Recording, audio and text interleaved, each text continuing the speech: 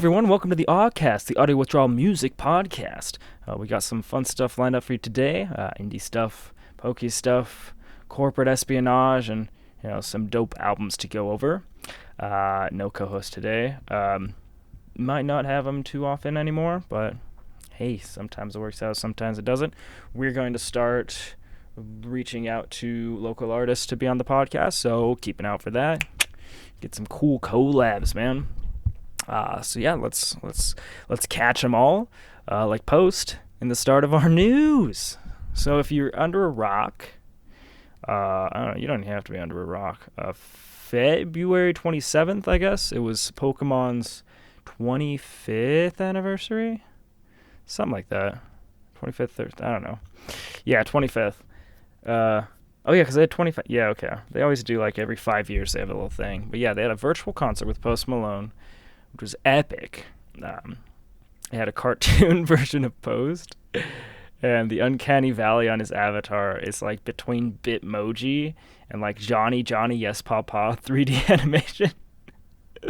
So like it works for the Pokemon. The Pokemon look fine in that sort of style, but Post like a person in that, like if you're relating it to like an actual person, doesn't fucking work out. Like even the cartoons, I don't know. Maybe it's because it's taken from a real person and not whatever. Oh, also, links to all of these will be in the comments. They will be in the description, so check it out there if you want to. Oh, also, what's funny, he has tattoos all over his face, and in Japan, like, if you have tattoos on your face, you're like a Yakuza, and you can't go into, like, certain bathhouses and stuff, because, like, oh, you're going to scare people. And so they have the most like tatted up face tattoo guy out there. It's like, well, it's kind of interesting. I think culture would find a way. I don't know. It's weird. Yeah, there's not a lot of Japanese people like famous in the video game industry or anything with tattoos all over them. Kind of interesting, but hey, bathhouses are dope. I think he should have got a Max Mofo Pokemon cameo. Because that would be cool. Yeah. Hey guys, Post Malone here. If you're Australian boy, because he's like the biggest Pokemon thing on YouTube right now, right? Because he does his unboxings and stuff. It's gonna be fun. I hope I don't have to edit this podcast too much because I'm recording at a weird time. We'll see. Yeah. So legit, the game released on February 27th, 96. So you feel old yet? Epic meme. I actually do dig like a grip of Post singles in his last album, but I actually saw the concert. There's a link for that as well, the video playback. And oh my god, is it so bad? It's so bad. Like, I guess Congratulations is the only song I vibe with on there. His last album was pretty cool, because it's like kind of dark stuff, and I like him do dark because he has a good aesthetic for it. Kind of like noise rappy, well, not really noise rappy, but like Joji, between Joji and noise rap, I guess. I don't know. That's cool. But he played songs that were more like friendly to like family friendly things. I don't know, I guess. And then Congratulations, and that was alright. Another thing that came up. Should we even do plant music? Doesn't even matter. Oh yeah, there's. God, yeah, his avatar looks so bad, dude. Weird. Also, this episode might be a little short. You'll see how many minutes is in there, but I'm trying to bust through real quick because plans slow through, and now I'm just gonna record on the same day. And if someone wants to join, they can join. If not, they can fuck off because I don't like. Oh, will you do this? Oh yeah, we could do this time, and then like, just kidding. Can we push it back a day? I'm like, yeah, sure. And then push back a day, push back another day. And like they're not even gonna do it anyway, so it's not even worth the hassle. So, yeah. So sorry if this is all weird. It's long form, and I'm just gonna rush through it. We're gonna power through it. We're gonna get rid of some of these things too because Koji and Josh brought up some things to do, and we're not gonna do them anymore. But it's fine. Here's the thing: plant music came up in the news. Basically, playing music to houseplants and fields might be the way of the future. That's the thing. Most people find toxic to pain to be relaxing. Plant relaxing. Yeah. I don't know. This is like an age-old study, isn't it?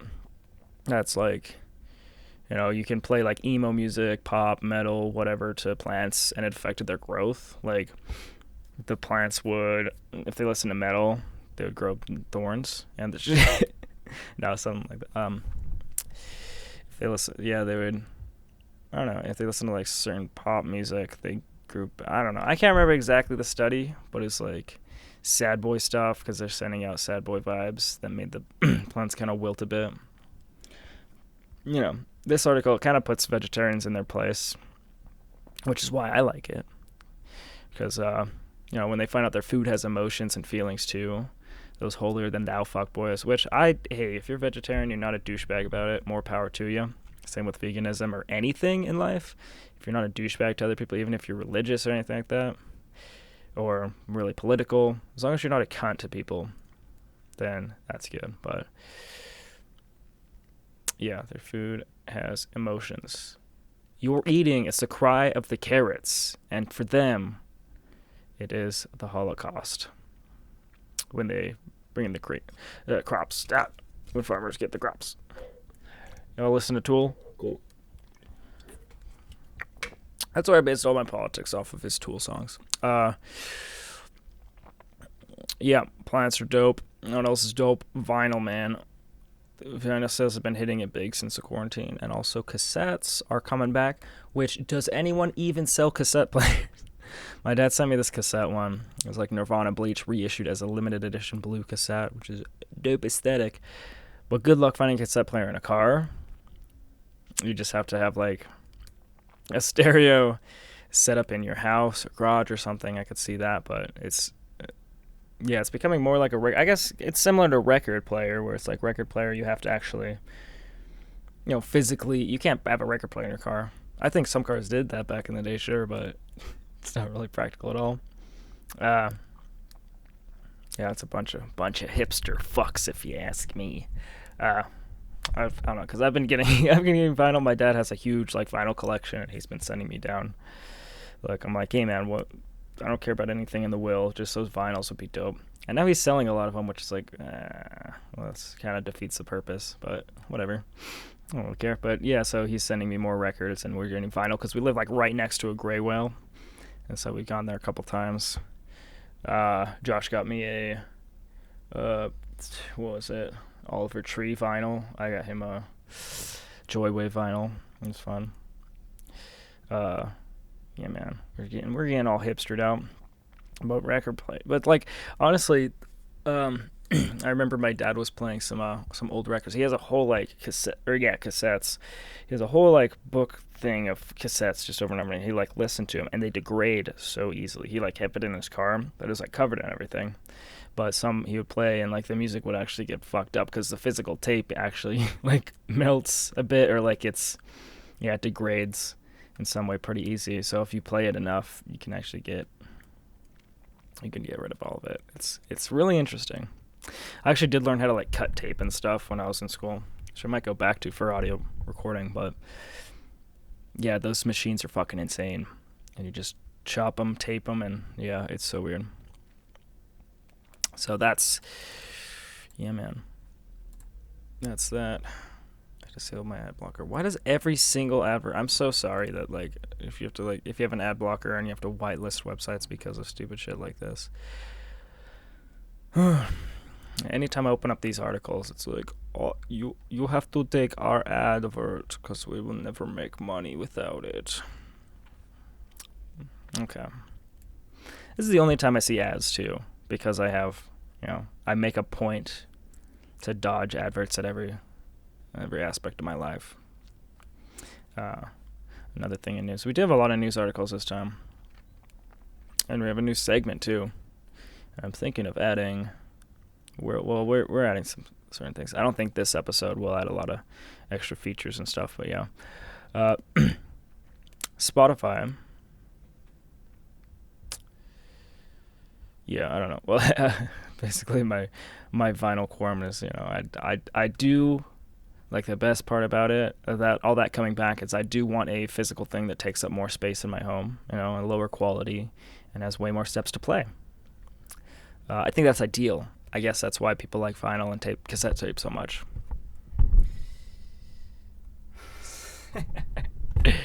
So yeah, there's that. That's just speculation. Okay, I think it's just quarantine.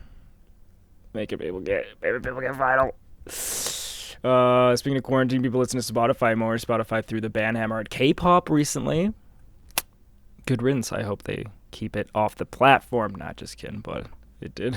Hundreds of K-pop releases got removed from Spotify worldwide as the streaming platform continued to try and reach an agreement from distributor Keko M. So apparently there are certain distributors from Korea that allow the distribution of like their music and what platforms and everything like that.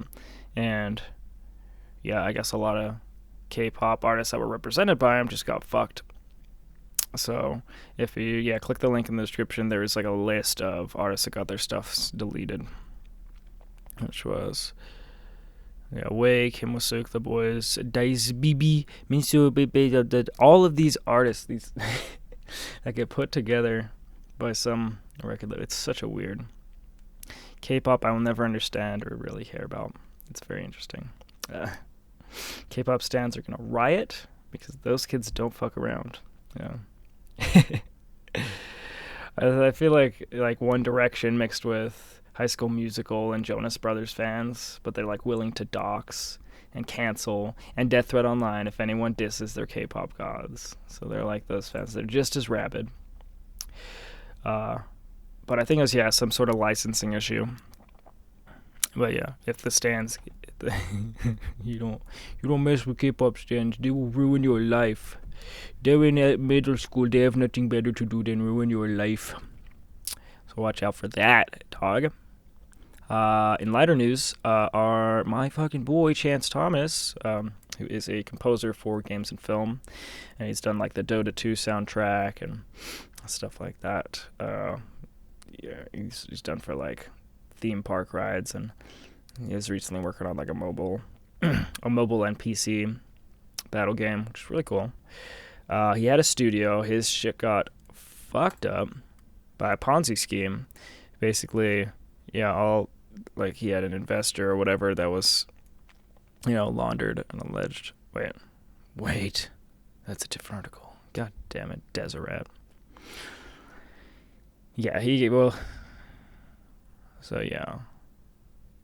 in 2016, he had by some investor invested in him, gave him some money, gave him a bunch of money, and then apparently it's just a Ponzi scheme. So they're just taking all the money, and then his, production studio had to pay back for this fucko. And then for 2 years, it was totally down, and now he's just been, staying positive, getting shit back up, working on that, and hey, now he's back up and running. He had a relaunch recently. Like, I felt really bad. I saw some stuff on LinkedIn about it, and just like, sorry, I'm speaking into the side of them. I'm gonna have to. God damn it. Should I keep that in? Where I go on the right side? This is ASMR, dog. I turn you around. Yeah, turn the stereo track into a mono track. That's. But yeah, he's just really positive. He's, It was funny. He was actually going to do the soundtrack for God of War, but because he's LDS, he's like, man, it goes against my morals, man. Can't do it. So, just kind of funny how religion can like cripple you like that. And it's not really funny. It kind of sucks. But hey, man, he's still a great composer, great guy, just all around good dude. He mentored me back in the day when I was going to college. So yeah, nothing bad there. News out of the way, we do have some music drops. Some news music. God, I hope my battery doesn't die. My battery's on its last legs on this recorder. But some new albums. We got Julien Baker. We'll just go over these real quick. Little Oblivions. It's got some indie garage aesthetic. Pretty comfy listening. King Gizzard and the Lizard Wizard dropped a new album, LW. Looks like the sequel to KG, because, their name KG, LW. Since KG was their last album. Same art, similar to that and everything. So I'm sure they've been working on it for a while. It took like maybe a year to put out this one. It's got psychedelic Eastern math rock vibes, if you like that. Mogwai. First new album, As the Love Continues. So that's some cool ambient, instrumental, progressive vibes with some indie rock influence. Richie Sacramento is my favorite song on that album. Really dope. Check it out. Trippie Red had a new album. Neon Shark versus Pegasus, and the Trippie Red, fuck, I don't care about at all. The only reason I'm bringing this up is because Chino Moreno from Deftones is on the track Geronimo, and he's like the only good part of it. They also like sample, because back at school we were leaders, like just ripped that style. He sings it, Trippie Red sings it, but yeah, it sounds like I don't know what Trippie Red did in the past, if he has had the same aesthetic, but it seems like he's doing the Lil Wayne route where I'm gonna be prom queen and do that whole aesthetic. Switch to rock. We do have some singles that released. Porter Robinson released a new track, Musician. It's keeping with the vibes of his last singles, gentle, cozy, cute sounds, you know, of his last tracks that he's done, like I can't even remember the names, like something comforting and all that. Hopefully he releases an album soon because of that. Another single was The Post Alone, Wanna Be With You, which, yeah, he showcased there. He made a whole song for it and did that show, and very summer bullshit vibes. Reminds me of 90s radio bands like Creed. It's pretty fucking garbage. Was like a Nintendo or Pokemon probably had a pretty heavy hand, and keep it tame and keep it, you know, listenable and consumable. Ringo Deathstarr released Gazin. It's a fun Koji style indie music that I brought up to him. Kero Bonito released The Princess and the Clock, and it actually drops pretty hard. It's got some good KKB vibes with juicy synths, so dig that. We got new segment. Koji recommended this. It is called a Gender Bender. So it's basically we take a track and then we go more into depth about it. See a track that goes against like gender norms, or just sounds really weird and fucked up. So we'll go check that out. He had Aquarium by Pocket, but I mean he can bring it up next time if he wants. I do have a select that is mall soft and chill ambient tones turned to harsh noise fuckery. It is Compton's Highway by Eric Anders Benson. I will play a bit of it, and I guess we could break it down a bit. Let's scope this.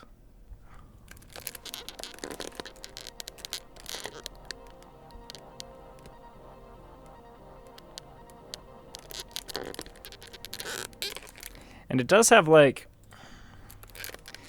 I don't know, so this song is 14 minutes long. It just got very weird. Like if you click on the link, it's talking about Evidence Tapes. That's, I guess, the distributor. And they do like harsh noise, power electronics, punk, stoner shit is what they say. And just very odd synths. Raised and lowered. This track's 14 minutes, so we kind of skip ahead, but you get that like light droning stuff. And then if you keep going, it starts to deteriorate a bit. It kind of reminds me of the suite that depicts the deterioration of the brain during dementia, which I can't remember is a thing I brought up on Halloween. Yeah, that one track, or the one album by The Caretaker. Yeah, The Caretaker 7-part suite or whatever. Because now all the tones are just deteriorating and getting really fucky. We'll skip through a little bit more and see. So 5 minutes in. Now we're down to this. So it's just very, like, I listened to a couple other tracks off of Evidence Tapes, and they're very, it's really harsh. Yeah, more harsh noise like they say, but it's very, like there's no, like, depth or whatever to it. It's a lot of, like, static stuff. This starts out as some, like, light synths and then goes into insane stuff. Here, let's skip through a little more. It even gets more here. So you can see where I'm talking about, like, the Caretaker vibes. I also like the picture. It's like an old dusty road. I guess there's still asphalt. Some guy just, like, walking about. Sorry if it's, like, clicking with my headphones, because I'm, like, holding my headphones up to the mic, literally, but yeah, it keeps going like this. We're 9 minutes in. But he still has, like, sound going on. And now he has. I've done sound. Yeah. This part reminds me of the Wicker, Corrosion by Wicker, and then it's just total tone. Then it comes back to the music. Comes right back. Hey, where'd you go, music? Oh, you came right back. So we're at 1250 right now, and that's all gentle ambient again, and deteriorates a little more and then goes. So I like that kind of, because some noise is just like, oh fuck you, sound wall, which is, that can get boring. But dude, this one had some layers and depth, and I'm stoked on it. So check that out. So yeah, I guess that was our segment, Gender Bender. Da-da-da-da. Yeah, I'll probably come up with an intro or something in the future for that if we keep doing it. Now let's move on to the campfire. Crackle, crackle sounds, crackle, crackle sounds. Ripping off the bonfire completely. Next time I'll get a sound effect for it, but right now because I'm time crunching, because people fucked me up. Didn't work well. We're not going to go as in-depth in this, but what are we saying at time-wise? Yeah, let's try to keep this one at like a half an hour, dude. We got to belt through this. People are getting off work, and I don't want to make them stay out of the kitchen because I'm recording right next to the kitchen. Okay, so we do have no recommendations from Trasher Koji. However, I found a lo-fi chill Japanese power pop to vibe to. That is Boy's Age Moondust demo. We could play a little bit here. I'll give you a little bit of sample. It's kind of just, yeah, a little pop wave. I don't know if I use like the right word. It's not like synthwave or whatever. It's very like poppy and bubbly and stuff. Look at the other stuff. It sounds kind of similar. We can skip through, like, they have some vocals.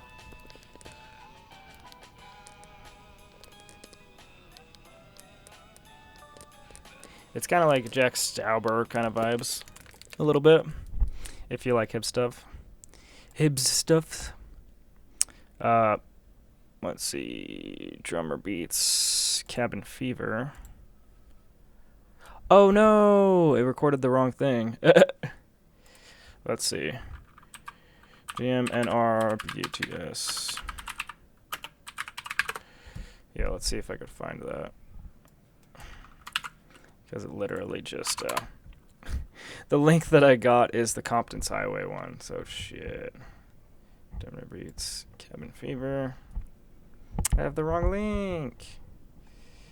Bandcamp? Might not exist anymore, shit.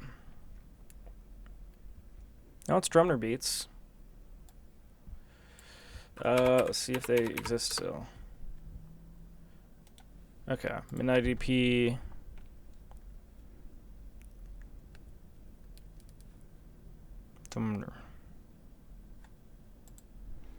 Let's see what they're doing. Oh yeah, okay, yeah. So let's get the actual link this time because totally goofed that up.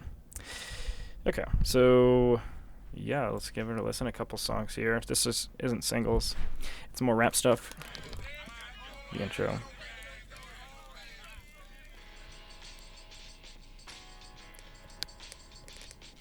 But yeah, it's just like chill lo-fi beats, stuff like that. I'll skip around this track. It's called NY Stroll. It's only a minute or so. It's just, yeah, set the mood by setting the tone. That's what he says. He's from Ontario, King City. Really cool. It's Rainy Night, second track. We'll listen to like in the middle. Yeah, just very chill. Well done, well produced. That lo-fi aesthetic. So if you want an album to just vibe to, just literally lo-fi hip hop to fuck to, like the album. Check that out. Next one is a Friendly Ghost. Friendly Ghost by Puck Starling. And Puck Starling's pretty interesting. He's got, so this is like garage rock kind of jams. Puck Starling. Never heard of him before.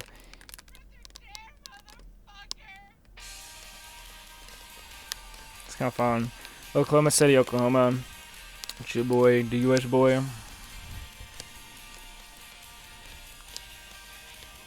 Song's called Truth or Dare. Check it out. Click the link in the description if you like any of these bands. Want to vibe with them.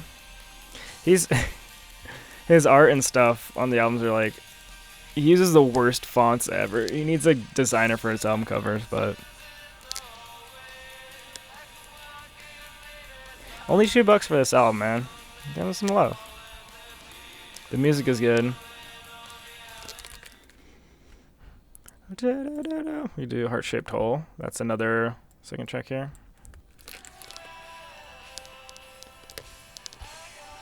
And also, yeah, so the guy's Caleb. He does vocals, guitar, bass, keyboards, and production. So he's doing everything and just having a damn good time doing it. He said his description is just a weirdo making funny sounds. So go support any of these guys. We love them. They're great. I keep having to check, make sure the recording's still recording. Because of this, I'm going to stop the recording here, pick it up again. So, yeah. And you'll think you heard a in-between there where I actually turned off the sound, but I didn't.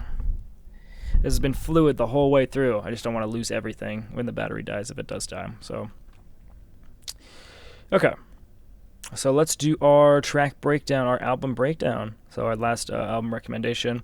We do this like a book club kind of thing. So we, every podcast, we just pick an album that we want to break down and go through, and then we discuss it the next podcast, so you can play along at home kind of thing.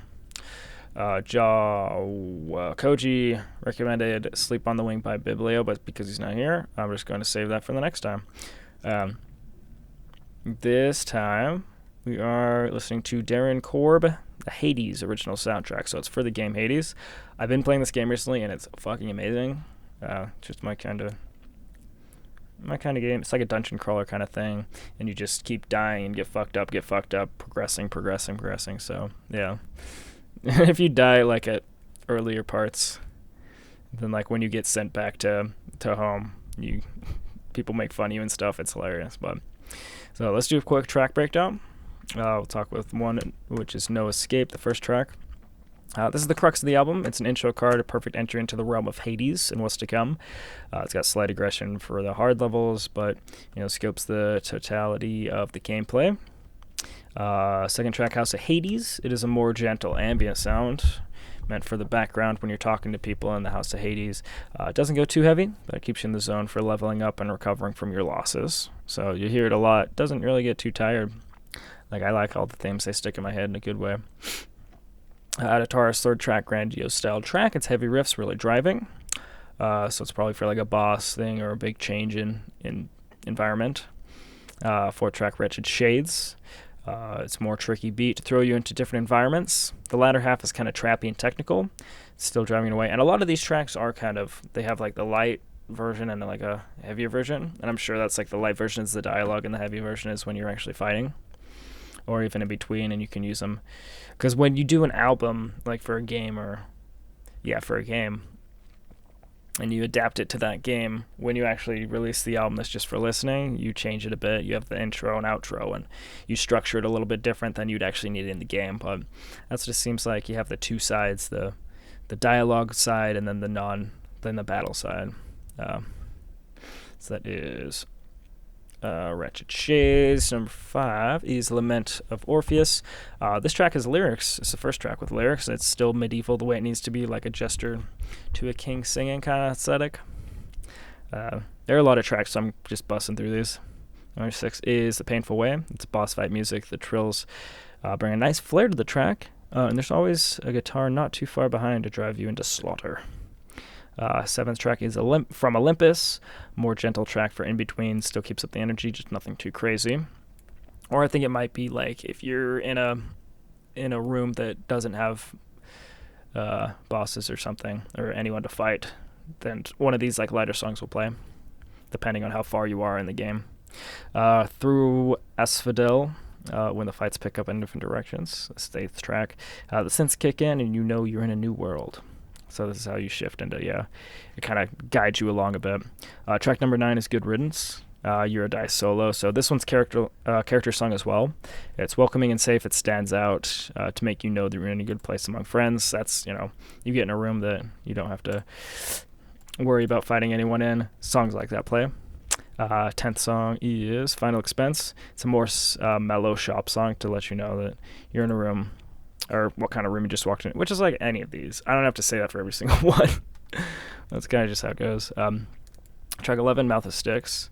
It's got a lot of offbeat strings. It's a light and heavy version as well. Primordial Chaos, atmospheric building, ambient haunting track. That is track 12. Lots of echoey soul lurching and sound design. Track 13, The Bloodless, is a story builder track. It's not too crazy, but it does get you in the mood to fight.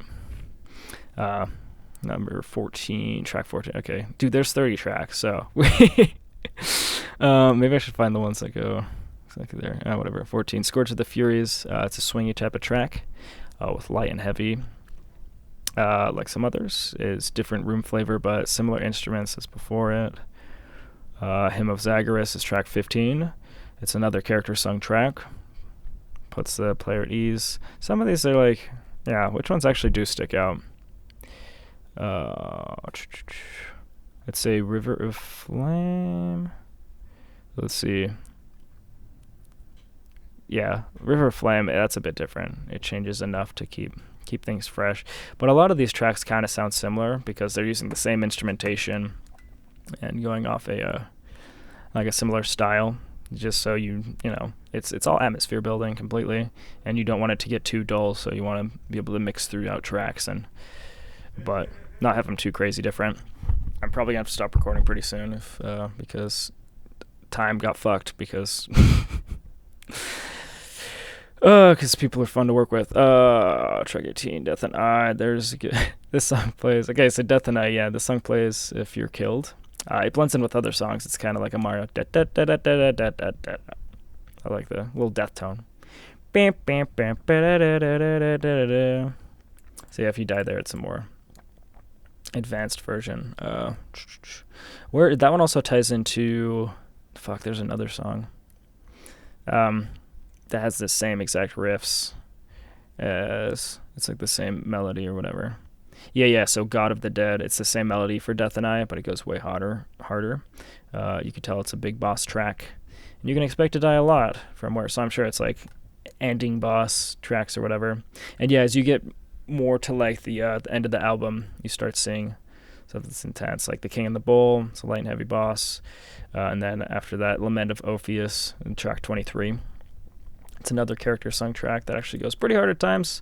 So it might be for story progression when you're at the latter stages in the game. Track 24, Gates of Hell. It intensely raises this one with a 7/8 time sig pusher, and it has a lot of drums and percussive beats going on here. Let's see. I guess we can do the last few. Track 28, In the Blood. It's a character sung track summing up the story. So yeah, it goes like super hard than the last ones, like track 29, the Unseen ones. That's the heaviest track. Track 29 has some intense chugs, riffs, guitar solos. Kind of got me feeling like Avenged Sevenfold vibes with the guitar, like just the insanity of the licks just all over. Like, I don't know, that's a bad impersonation, but yeah, it's just a huge boss battle meme, and hell, the song basically is what I said.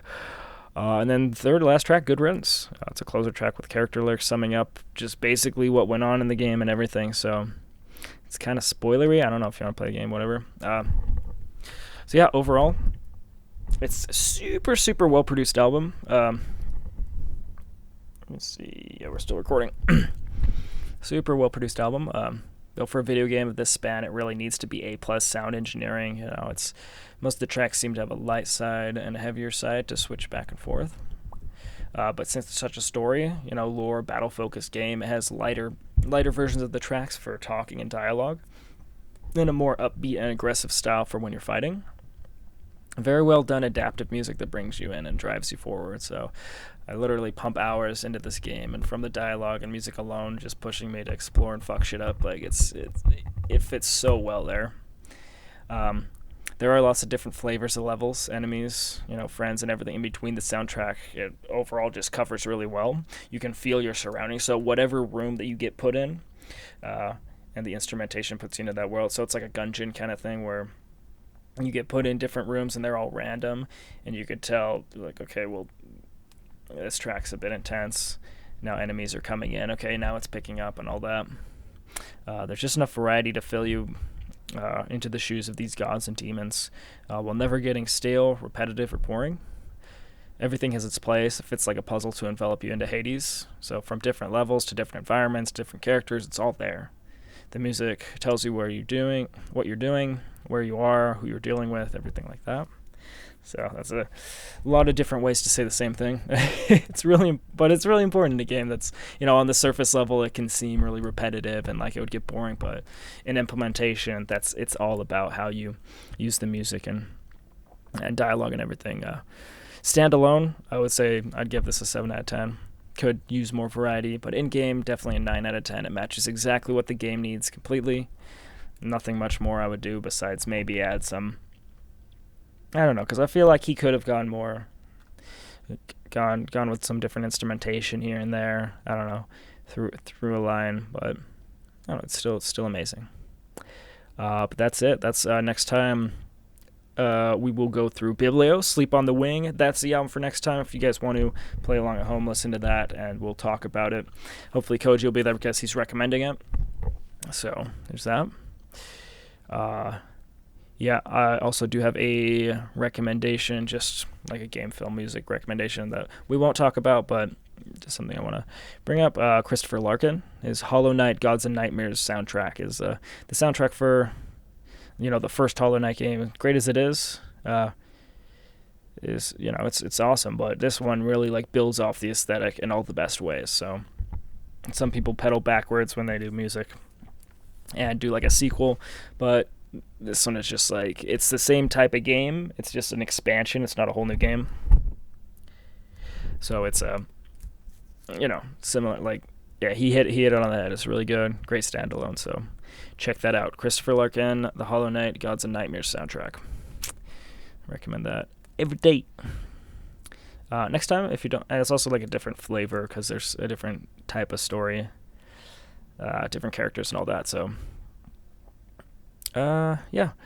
there's some, I don't have any hacker underrated stuff. I guess we could probably just get rid of that because that's kind of negative. It could be positive. Maybe just do underrated. That was for Koji, but he keeps not coming in, so whatever. Let's do some outros, I guess. That's it. We had to put out a video. Scheduling has been so gnarly this weekend, but also we finished the Baldi streaming, so now we're doing Pavlov VR, so it's VR modding, so pretty interesting. And instead of using Unity, we are using the Unreal Engine. So turns out, Unity and Unreal are actually pretty similar. So I'm pretty sure Unreal, obviously carved a path for Unity, but a lot of the things are kind of similar. And Unreal actually has like a tutorial thing, so it's a lot more fun to work with, easy to work with if you're very new into it. So we're gonna doing that. Check out the streams. We'll have the YouTube highlights. Wicker streams are doing that as well. We're keep posting. We're still building resumes, still working on stuff, applying places. Hey man, check that out. So, and then we're also posting stuff on Instagram, Twitter, all that. Keep an eye there. Stream and YouTube upload schedule are on Twitter. All those links are in the description. Check out the Philly D secret links of the day in the description. Blah blah blah. Love you, te quiero mucho, and have a boy.